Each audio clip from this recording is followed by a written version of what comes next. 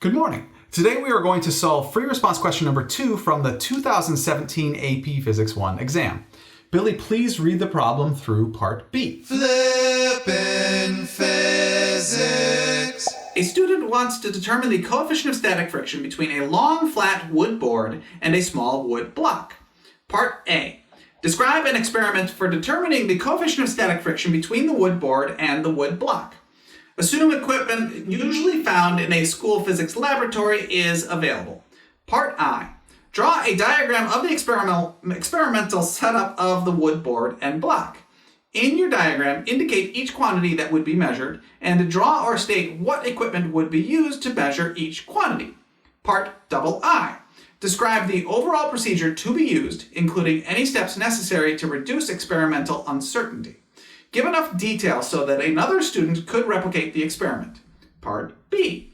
Derive an equation for the coefficient of static friction in terms of quantities measured in the procedure from Part A. I feel like we've done this before. Yeah. That is because we have. We had an entire lecture dedicated to demonstrating and solving this problem. It was Introductory Static Friction on an Incline problem. Link is in the description. I would suggest watching that for a more detailed solution to parts A and B. We are going to do a shorter, less detailed solution here because we've already done this before. All right, so the reason I had you read all the way through part B is that I feel you cannot really know what to do in parts AI or AII without knowing how you're actually going to derive the equation for the coefficient of static friction.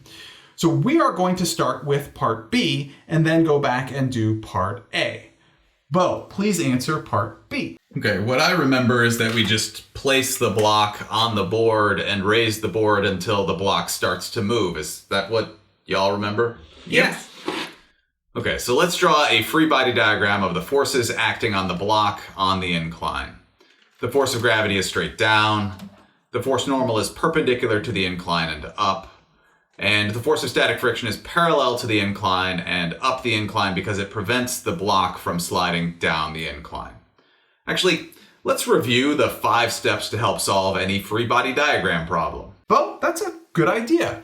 Class, what are the 5 steps to help solve any free body diagram problem? Step 1 is... Draw the free body diagram. Step 2... Break forces into components. Step 3... Redraw the free body diagram. Step 4... Sum the forces. And the last step, step 5... Sum the forces in a direction perpendicular to the direction in step 4. Very nice, everybody. Bo, please keep going. Right, so we are on step 2. Break forces into components.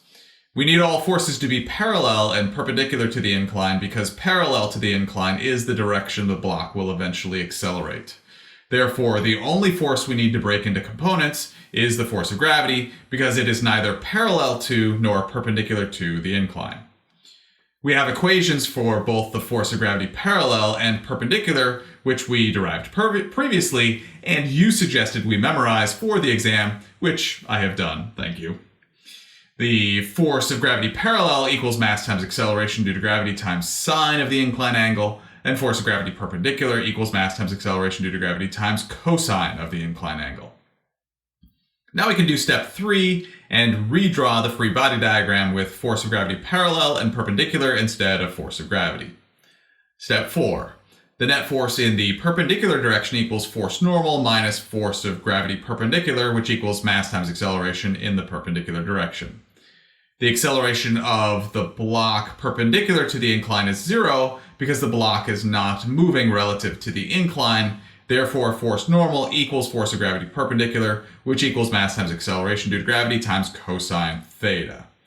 And now step 5. With down the incline as the positive direction, the net force in the parallel direction equals force of gravity parallel minus force of static friction, which equals mass times acceleration in the parallel direction. This is static friction, which means the block is not sliding relative to the board, so the block has 0 acceleration in the parallel direction. Therefore, the force of static friction equals the force of gravity parallel.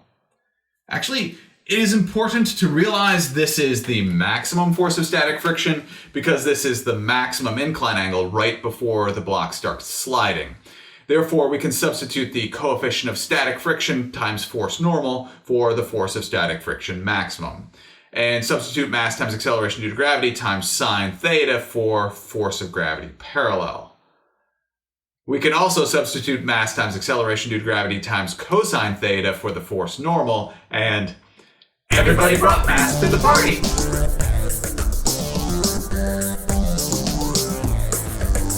Everybody brought mass. Actually, everybody brought weight to the party. Oh, because everybody brought mass times acceleration due to gravity, which is weight, Or force of gravity. to the party. Correct. Bo, you are almost done. Please finish. Divide the equation by cosine theta, and sine theta over cosine theta equals tangent theta. So the coefficient of static friction between the wood board and the wood block equals the tangent of the maximum incline angle of the board the moment right before it starts to slide. Thank you, Bo. Billy, please answer parts A, I, and A double I. Okay, so part I, draw a diagram of the experimental setup of the board and block. In your diagram, indicate each quantity that would be measured and draw or state what equipment would be used to measure each quantity. So draw a level table with a wood board inclined at an angle and put a block on the board. We need to make sure we put our angle theta in the diagram and then write on the diagram, using a phone leveling app, measure the incline angle right before the block starts to slide. Part double I says, describe the overall procedure to be used, including any steps necessary to reduce experimental uncertainty. Give enough detail so that another student could replicate the experiment. Okay, I would say place the block on the wooden board and slowly raise one side of the board. Then record the incline angle at the moment right before the board begins to slide, and then repeat 10 times. I think that explains the procedure pretty well. Thank you, Billy. Now I have a few things to say about grading. First, one of the three possible points for part A double I is for including a valid method for reducing experimental error. Billy, what part of the question clearly states you need to include a valid method for reducing experimental error? That would be where it says to include any steps necessary to reduce experimental uncertainty. I missed that. Exactly, Billy. And I will tell you that it is easy for students to overlook this. Billy, do you have any additions to your explanation now? We should probably start by calibrating the phone leveling app to reduce the uncertainty in the angle. We could also place the block at various locations on the board to reduce uncertainty caused by inconsistencies in the surface of the wood board. Those are both good ideas. I also want to point out that in order to earn full credit for part B, all terms, variables, must be indicated in the diagram and/or procedure of part A. In other words, if theta does not appear in your diagram or procedure in part A, you will not get full credit for part B.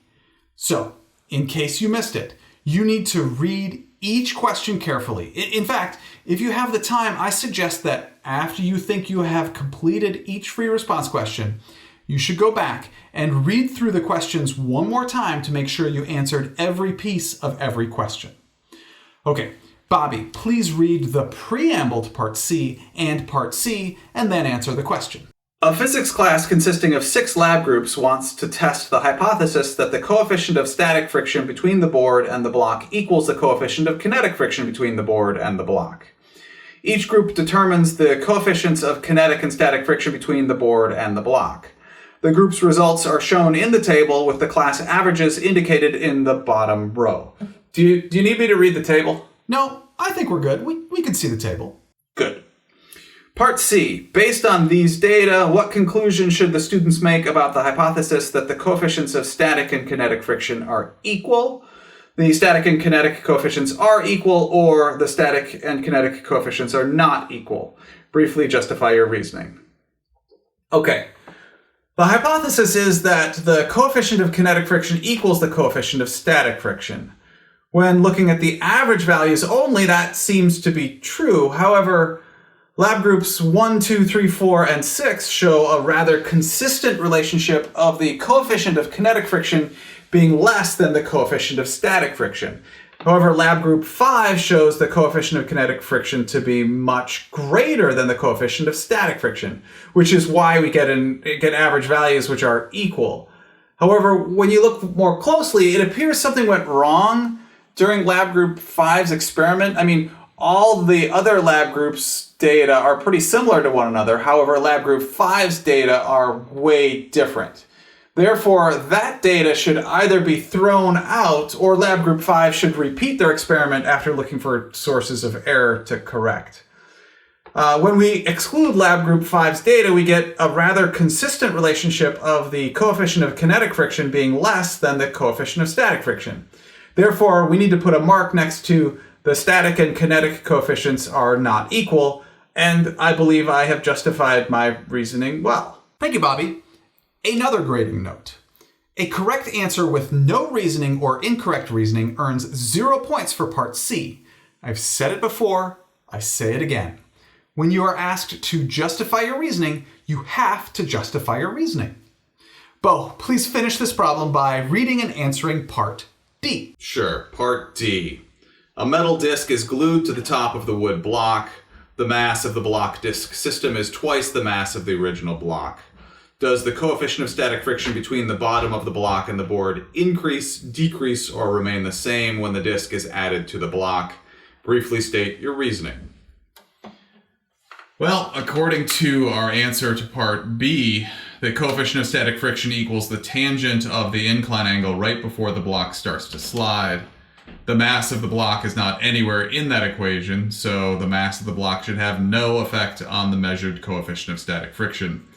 Therefore, the coefficient of static friction remains the same, and I believe that both answers the question and states my reasoning, so I'm done with the question.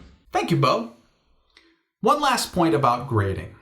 As long as the argument is valid, the College Board accepted all 3 answers here. For example, the increased normal force will cause smoothing of the surfaces, decreasing the coefficient of friction, or the increased normal force will cause the surfaces to become gouged, increasing the coefficient of friction. This, again, highlights the importance of explaining your answer carefully and thoroughly. Thank you very much for learning with me today. I enjoyed learning with you.